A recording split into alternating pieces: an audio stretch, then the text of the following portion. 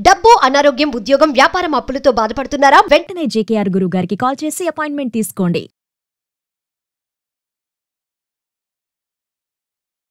నమస్తే, welcome back to Suman TV. ప్రస్తుతం మనతో పాటు ఉన్నారు కేరళ జ్యోతిష నిపుణులు, life coach, money skills, law of attraction, date of birth లేని వారికి పుట్టుమచ్చల శాస్త్రం, ప్రశ్న శాస్త్రం, హస్తరేఖల ద్వారా జాతకాన్ని తెలియజేయగలిగే బ్రహ్మశ్రీ డాక్టర్ జేకేఆర్ గారు ఉన్నారు. గురుగారితో మాట్లాడదాం. నమస్తే గురుగారు. నమస్కారం.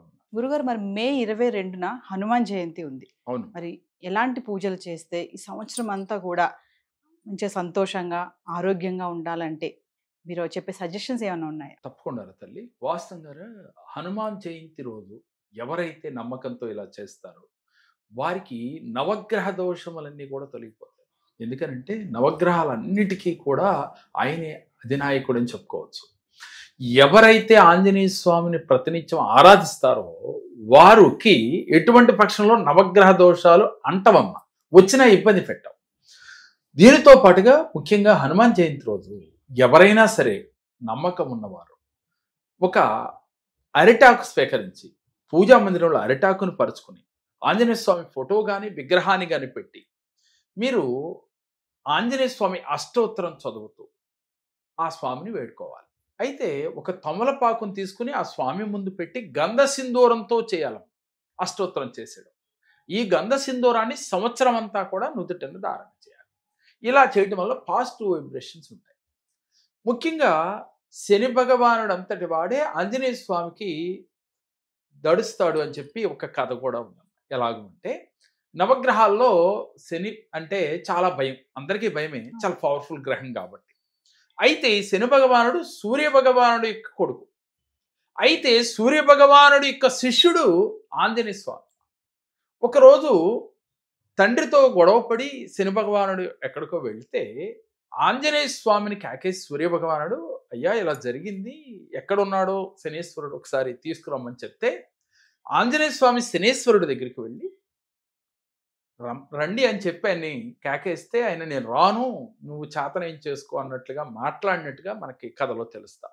అయితే ఇలా అంటావా అని చెప్పి ఆంజనేయ స్వామి యొక్క తోకని తీసుకుని శని భగవాన్ని చుట్టి లాక్కొచ్చినట్టుగా పురాణాల్లో కథల్లో మనకి తెలుస్తాం.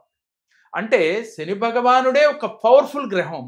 అలాంటి గ్రహాన్నే సాక్షాత్తు ఆంజనేయ స్వామి తోకకి చుట్టి తీసుకొచ్చినట్టుగా చరిత్ర చెప్తాం. దీన్ని బట్టి ఆయన ఎంత శక్తివంతుడో చూడరత. అంటే నవగ్రహాల్లో శనిగ్రహాన్నంతటి వాడినే తీసుకొచ్చిన ఆయన. అందుకని నవగ్రహాలు ఏదైనప్పటికీ కూడా ఆంజనేయ స్వామిని ఆరాధించే భక్తుల్ని మాత్రం ఇబ్బంది పెట్టకుండా ఉంటాయని చెప్పి మన చరిత్రలు తెలియజేస్తాం. ముఖ్యంగా ఈ హనుమాన్ జయంతి రోజు ఒక ప్రత్యేకమైన రోజు, అంటే ఆంజనేయ స్వామి పుట్టినరోజు కాబట్టి ఆయనకి బాగా ప్రీతికరమైనది అరటి పళ్ళమ్మ. అందువల్ల అరటి పళ్ళ కోసం అరటి తోటల్లో ఆయన ఎక్కువగా విహరిస్తూ ఉంటారని చెప్పి మన పురాణాలు తెలియజేస్తూ ఉన్నాయి. అందువల్ల పూజా మందిరంలో అరటి పిలకలు తీసుకొచ్చి అటుపక్క ఇటుపక్క పెట్టి అరటి ఆకు పరిచి ఆ స్వామి విగ్రహం కానీ అది కానీ పెట్టి అరటి పళ్ళు బాగా పండిన అరటి పళ్ళు నివేదన చేసి ఆంజనేయ స్వామి అష్టోత్తరం చదువుతూ గంధ సింధూరంతో చేయాలి. ఇలా చేసి మనసులో సంకల్పం చేసుకోవాలి, అయ్యా నాకు ఉన్న కోరిక ఇది, నాకున్న సమస్య ఇది ఈ రోజునే నాకు తీరిపోయింది మీ అనుగ్రహంతో అని భావన చేయాలి. నమ్మకం ముఖ్యం. అలాగే పాజిటివ్గా ఆలోచిస్తూ జరిగిపోయినట్లుగా వారి సమస్య తీరిపోయినట్లుగా, వారికి ఆర్థికంగా ఎదగాలన్నా అలాగే ఏ గ్రహాల చేత అయినా ఇబ్బంది పడుతున్నప్పుడు ఆ గ్రహపీడ వదిలిపోయినట్లుగా ఫీల్ అవుతూ చేయాలి.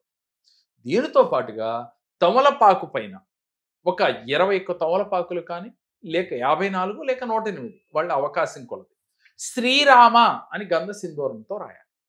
దాంట్లో నువ్వుల నూనె కలిపి శ్రీరామ అని రాసుకోవాలి. రాసిన తమలపాకుల్ని స్వామివారు ముందు పెట్టాలి, కాళ్ళ దగ్గర పెట్టకూడదు. ఎందుకని? ఆయనకి రామ అని పేరు వినగానే ఆంజనేయ స్వామికి ఒళ్ళంతా పులకరించిపోతుంది. అందువల్ల ఎవరైతే శ్రీరామ అని ఆ రోజు తమలపాకు పైన రాసి ఆయన ముందు పెట్టారో తెలియకుండా ఆయన పరవశించి వారికి ఏమి కావాలంటే అది ఇస్తారు అని చెప్పి మన పురాణాలు తెలియజేస్తాయి. మరి మీకు సమస్యలు ఉన్నవి అని బాధపడకుండా ఎలాంటి సమస్యలైనా, ఎలాంటి గ్రహదోషాలైనా, అలాగే మీకు ఆర్థిక కష్టాలైనా, లేక ఏ గ్రహదోషముల వల్ల మీరు ఇబ్బంది పడుతున్నా, వివాహ సమస్య కావచ్చు, సంతాన సమస్య కావచ్చమ్మా, లేక అనారోగ్య సమస్యలు కావచ్చు, ఎలాంటి సమస్యలు ఉన్నా ఆ రోజు మీరు ఈ విధంగా ఈ చిన్న క్రియ నమ్మకంతో చేసి ఆ సమస్యలు ఆ క్షణంతో తీరిపోయినట్లుగా, ఆ స్వామి అనుగ్రహం వచ్చినట్లుగా ఫీల్ అవుతూ కళ్ళు మూసుకుని ఆయన ముందు కూర్చుని ధ్యానం చేస్తూ, ఎలా మీరు ఆ స్వామి యొక్క గ్రేస్ మీ శరీరం అంతా ప్రసరించినట్లుగా, మీకున్న సమస్యలన్నీ క్లియర్ అయిపోయినట్లుగా, మీరు హ్యాపీగా ఉన్నట్లుగా ఆ క్షణాన మీరు మేనిఫెస్ట్ చేయాలమ్మా. ఆ మనసులో ధ్యానం చేస్తూ, ధ్యానం అయిన తర్వాత మీ కోరికల్ని మేనిఫెస్ట్ చేయాలి. చేస్తే విజువలేషన్ చేస్తూ మీరు గనక ఆ ఒక 5 నిమిషాలు 10 నిమిషాలు చేసినట్లయితే తప్పకుండా మీ కోరికలు తీరుతాయి. ఆ స్వామి యొక్క అనుగ్రహం తప్పకుండా వచ్చి తీరుతుంది. ముఖ్యంగా ఎన్నిటికీ ఏం కావాలి? మనకి నమ్మకం కావాలి. ఆ స్వామి పైన నమ్మాలి, నమ్మి ఆచరించాలి. ఆచరణ ఎలా ఉండాలి? లా ఆఫ్ అట్రాక్షన్ ప్రకారం తీరిపోయినట్లుగా భావన చేయాలి. మనం ఏది దలిస్తే అది వస్తుందని చెప్తున్నాం. మరి అక్కడ పూజలో కూడా లా ఆఫ్ అట్రాక్షన్ వాడుతూ మనం చేసినట్లయితే ఈజీగా మేనిఫెస్ట్ చేయొచ్చు. మరి మీకు సమస్యలు ఉంటే ఇలా ఈజీగా చేయొచ్చు. మరి రేపు 22వ తారీఖు మహా అద్భుతమైన రోజు కాబట్టి ఆ రోజు ఈ చిన్న క్రియ చేసి మీ జీవితంలో ఉన్న కష్టాలని ఈజీగా దూరం చేసుకోవచ్చు. అదేవిధంగా ఎన్ని చేసినా మీకు కష్టాలు తీరట్లేదు అంటే 1-to-1 సెక్షన్ మీరు ఎవరైనా సరే విజయవాడ, హైదరాబాద్ బ్రాంచ్లో కలవచ్చు. లేక ఆన్లైన్ అపాయింట్మెంట్స్ కూడా ఉన్నాయి. స్క్రీన్ పైన స్క్రోల్ అవుతున్న నెంబర్లకు కాల్ చేస్తే మీకు 13 కోణాల్లో మీ జాతక పరిశీలన చేసి, అలాగే ఎందుకు ఇలాంటి ఇబ్బందులు వస్తున్నాయి, ఏ జన్మ కర్మ వల్ల మీరు ఇబ్బందులు పడుతున్నారు, దాని నుంచి బయటపడే మార్గం ఏమిటి, లా ఆఫ్ అట్రాక్షన్ కావచ్చు, ఆస్ట్రాలజీ కావచ్చు, ఎటువంటి డేట్ ఆఫ్ బర్త్ లేని వారికి పుట్టుమచ్చల శాస్త్రం, ప్రశ్నా శాస్త్రం, అస్త సాముద్రిక ద్వారా పరిపూర్ణ జాతకాన్ని తెలియచేసి ఆ సమస్యల నుంచి ఈజీగా బయటపడే మార్గాన్ని తెలియజేయటమే ఈ కేరళ సంఖ్య జ్యోతిషం యొక్క ప్రత్యేకత. సో గురువు గారిది ఆన్లైన్ ఆఫ్లైన్ క్లాసెస్కి ఎవరైనా ఎన్రోల్ చేసుకోవాలనుకుంటే కింద కనిపిస్తున్న నెంబర్కి కాల్ చేస్తే టీం అందుబాటులో ఉంటుంది. నమస్తే గురుగారు. నమస్కారం. నా నమస్కారాలు. నేను అంతకుముందు నా చెడు అలవాట్లు మానుకోవడానికి చాలా కాలం పట్టింది. కానీ ఇక్కడ మన జేకే స్వామి గారి దగ్గరికి వచ్చాక నా అలవాట్లు కొంత మొత్తం మార్చుకోగలిగాను. ఆరోగ్య విషయంలోనే ఏదైనా అంతా బాగుంటుంది. ఇట్లన్నిటికీ పద్ధడానికి కారణం మన జేకే గారు అని చెప్పి నేను నమ్ముతున్నాను.